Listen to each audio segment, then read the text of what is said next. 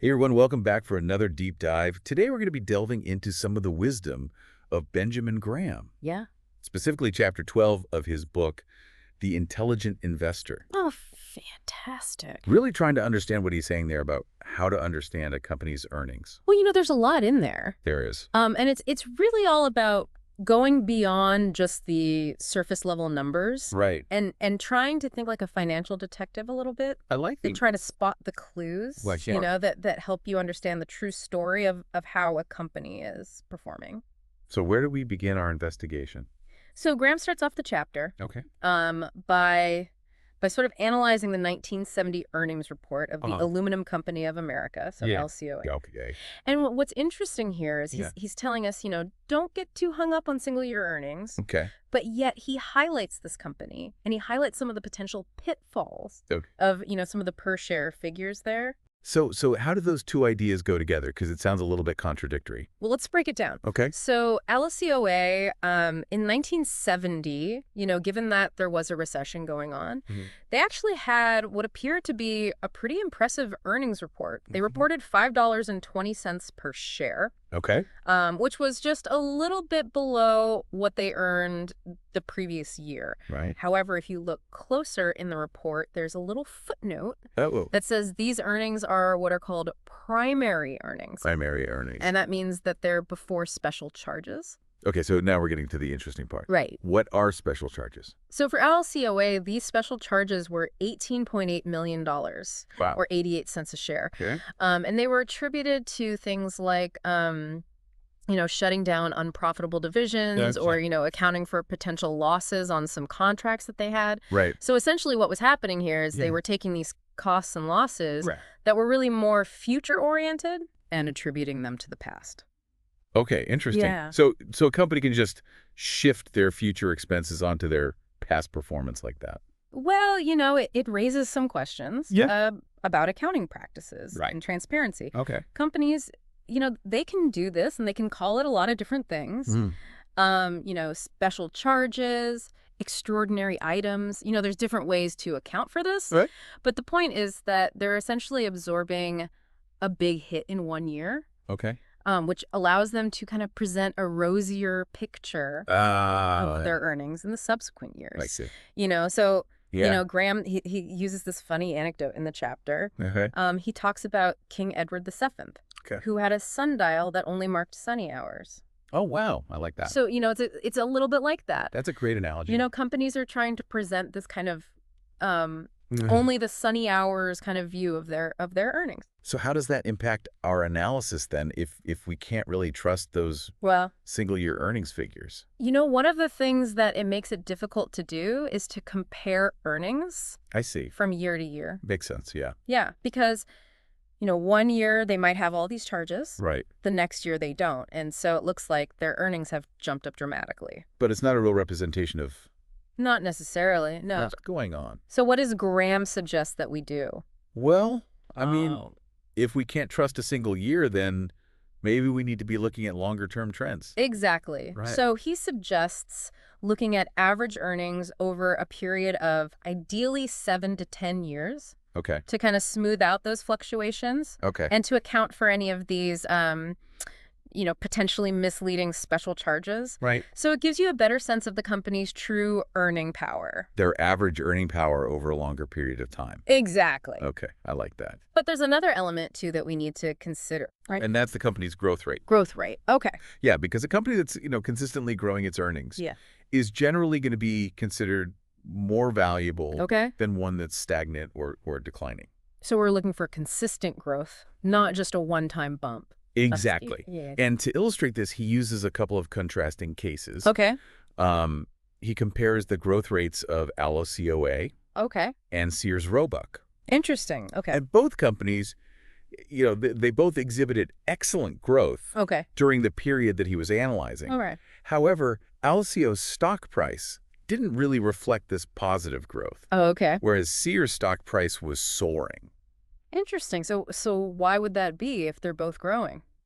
Well, it has to do with another factor, What's that? profitability. Ah, okay. So while growth is important, Yeah. it's the combination of growth and strong profitability that really drives those impressive stock valuations. So companies that have high price-to-earnings ratios, like Sears did at the time, they generally demonstrate above-average returns on their capital. Okay. Could you maybe define those terms for our listeners who might not be familiar with all the financial jargon? So price-to-earnings ratio, or PE ratio, it's a metric that compares a company's stock price to its earnings per share. Okay. And it basically helps investors gauge, you know, what the market is expecting in terms of future growth and profitability. I see. So a high PE ratio usually indicates that investors are pretty optimistic. They're willing to pay a premium for that? About the company's prospects, yeah. Okay. And then return on capital, or ROC. It measures how efficiently a company is using its investments to generate profit. So it's not just how fast they're growing. Right. But how well they're doing with the money that they have. It's basically telling us how much profit the company is generating for every dollar that's invested in the business. So investors are rewarding companies that can consistently turn those investments into profits. Exactly. And this really brings us to a key takeaway from Graham, which is that sustainable and profitable growth is what truly drives stock valuations. That makes sense. So bringing it back to LCOA versus Sears. Okay. LCOA only had average profitability during that period. Okay. So that might explain why its stock price lagged behind its earnings growth. Interesting. Because investors weren't willing to pay that premium for LCOA's stock because its profitability wasn't as impressive as Sears. So even though they were both growing, Yeah. Sears was doing a better job with turning their investments into profit. Exactly. Okay, and that explains the difference in their valuation. And this highlights, I think, a really crucial point, which is that investors really do value companies that can consistently generate high returns on their investments. That makes sense. That's a good takeaway. And this actually ties back into something that Graham introduced in the previous chapter, which is his two-part appraisal process. That's right. He talks about how to determine the intrinsic value of a company. Right. And he says we need to look at both the past performance and the future prospects. And the future prospects. Yeah. So I'm really interested to hear how he applies that. To the LCOA example. Okay. Yeah. Well, let's delve into that, I guess, in the next part. In the next part of our deep dive. All right, sounds good. So before we went to the last part, we were talking about how investors really value companies that can consistently generate high returns on their investments. Right. Profitability alongside growth. Exactly. And this actually ties back into Graham's two-part appraisal process for determining a company's intrinsic value. Okay, so we're getting into valuation now. Yeah. So the first part of this process involves determining what we might call a past performance value for the stock. And this is based on, you know, things that we can actually measure. Okay, so tangible factors. Right. The company's historical earnings, its growth rate, and its profitability compared to, you know, the overall market. So we're really looking back at the company's track record and saying, exactly. Okay, how have they done? Yeah, it's analyzing its financial history. Okay. And then comparing it to other companies in the market. Okay, so for LLCA, what kind of past performance value are we looking at? So in LCOA's case, Graham suggests that, you know, based on those factors, a past performance value might be around $84 per share. Wow. So that's significantly higher than its actual trading price at the time. It was, yeah. Interesting. But this is where the second part of the appraisal process comes in. Right. This is where it gets a little bit more challenging. Right. Because now we have to factor in the company's future prospects. Oh, so now we're trying to predict the future. Right.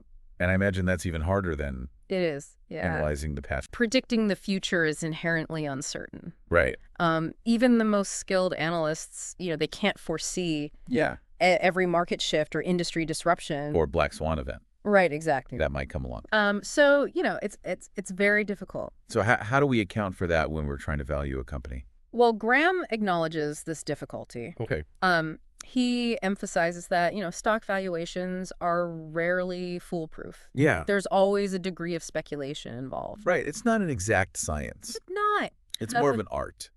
Yeah, you could say that. Okay. But what he does suggest is that, you know, by carefully analyzing the available information, you know, considering a range of potential outcomes, and applying a margin of safety to our calculations, Okay. we can at least arrive at a reasonable estimate. So we're not aiming for perfection, but we're trying to be as well-informed as possible. Right. It's about making a well-informed estimation. Okay, so you mentioned margin of safety. Yeah. What does that mean? So margin of safety is a really critical concept Okay. in Graham's investment philosophy. Okay. And it essentially means that, we don't want to overpay for a stock, Right. even if we're incredibly optimistic about its future prospects. So even if we think it's going to be a home run, we still want to be careful. Yeah, we want to have that buffer, Yeah. to protect us Okay. from those unexpected turns that the market can take. That makes sense. Yeah, so it's like a Financial cushion. a safety net. Yeah. Okay, so just to recap, we're looking at the past performance, we're considering the future prospects, Right. and we're being careful not to overpay by using that margin of safety. Exactly. And this applies, not just to LCOA, but to any company that we might consider investing in. So this is a framework we can use. Yeah, it's a framework Across the board. that you can apply across the board. Yeah. Okay, that's really helpful. So I feel like we've covered a lot of ground already. We've talked about, We have. the perils of single-year earnings and then Right. the importance of profitability alongside growth. Right. Now, we've talked about this two-part appraisal process. How do we kind of tie all of this together, and what are the key takeaways for our listeners? So we should probably bring it back to the core message here, Okay. which is, becoming intelligent investors. That's the name of the book. Exactly. And so let's unpack some of the key takeaways from what Graham's telling us. All right, sounds good. All right, so we've really gone deep into dissecting these earnings reports and looking at special charges, and I feel like we have a much better understanding now of how important it is to look at profitability alongside growth. Yeah, I think that's a key takeaway. Yeah, for sure. As we kind of wrap up our deep dive into Graham's wisdom here, what are the big things that we should remember when we're looking at companies and thinking about making investment decisions? I think first and foremost, we just always have to remember not to be swayed by the single-year earnings figures. Right, they can be very misleading. They can be, yeah, because of all those, accounting maneuvers and special charges and the different ways that companies can depreciate their assets and all that stuff. Yeah, it's like looking at someone with a bunch of, stage makeup on. You don't really know what's underneath there. Right, exactly. So instead of focusing on just that single year, look at those long-term trends in earnings. Okay, so look over a longer period of time. Yeah, ideally over 7 to 10 years. Okay. That gives you a much better sense of the company's true earning power. So we want to see that consistency and that stability over time. Yeah. Not just that one-time big jump in earnings. Yeah, and as you're analyzing those long-term trends, just be wary of those accounting gimmicks. Yeah, like the special charges. Right, the special charges are just one example. Companies have all sorts of tools that they can use to kind of make their earnings look a little bit more attractive. It's a bit of a shell game. It is, yeah. And we have to be pretty savvy investors to be able to spot That's right. the tricks. Don't just take those numbers at face value. Read the footnotes, dig into those financial statements, and, be skeptical of anything that seems a little bit too good to be true. Right. It's like the old saying, trust but verify. Exactly, yeah. You got to do your own due diligence. We have to do our own homework. And make sure that you really understand where those numbers are coming from. Absolutely. Is there anything else that we should be keeping an eye out for when we're looking at those earnings reports? Well, one practical tip I would give you is to compare a company's earnings growth to its cash flow growth. Oh, okay. Because if earnings are consistently outpacing cash flow, that could be a sign that something's not quite right. So we want to see those two things kind of moving in the same direction. Generally, yeah. A healthy alignment between those two. Okay. And then, of course, always consider the company's growth rate. Right. But remember, growth alone is not enough. All right, we talked about that. That's got to be profitable growth. It's got to be profitable growth, yeah. So the company needs to be generating solid returns on its investments. Because that's what creates value for us as shareholders. Exactly, and that's what drives those stock prices up over the long term. Yeah, it's not just growth for growth's sake. It has to be growth that leads to real value. That translates into profits. Exactly. And I know that, we talked about Graham's two-part appraisal process, looking at past performance and future prospects. Right. But, how do we deal with that uncertainty of the future? Well, that's where that concept of margin of safety comes in. Right. Remember, it's about not paying too high a price for a stock, even if you're really optimistic about its future. Yeah, we don't want to let our enthusiasm get away from us. Right, exactly, because that margin of safety helps to protect your investment from those inevitable market fluctuations and those unforeseen events. That's having a little bit of cushion Yeah, it's a buffer. in case things don't go exactly as planned. Exactly, and I think the final point to remember is that, valuation is as much an art as it is a science. Right. There's no magic formula. You can't just plug it into a spreadsheet and get the answer. Exactly, it takes judgment, and it takes analysis, and it takes a healthy dose of caution. Yeah, it's about gathering all the evidence and then weighing the different factors and then coming to Yeah, a well-informed decision. and never stop learning. Always keep learning, yeah. The world of investing is constantly evolving, For sure. so there's always something new to discover.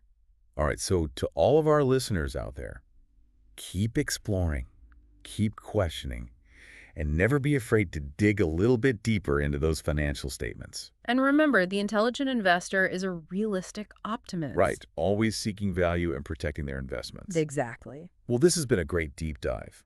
I really appreciate you joining me today. It's been my pleasure. And to all of you listening, thanks for tuning in, and we'll see you next time.